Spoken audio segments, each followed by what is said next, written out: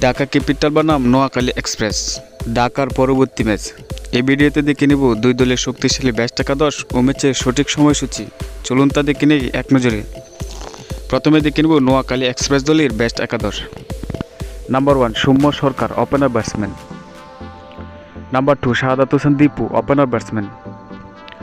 Number 3 Habibur Rahman Sohan, on batsman. Number 4 Zakir Ali Anik, wicket keeper batter. Number 5 Mohammad Nabi, batting allrounder. Number 6 Haider Ali, middle order batsman. Number 7 Sabbir Hossain, batting allrounder. Number 8 Mehedi Hasan Rana, fast bowler. Number 9 Billal Sami, fast bowler. Number 10 Hasan Mahmud, fast bowler. Number 11 Nazmul Islam Apu, spin bowler.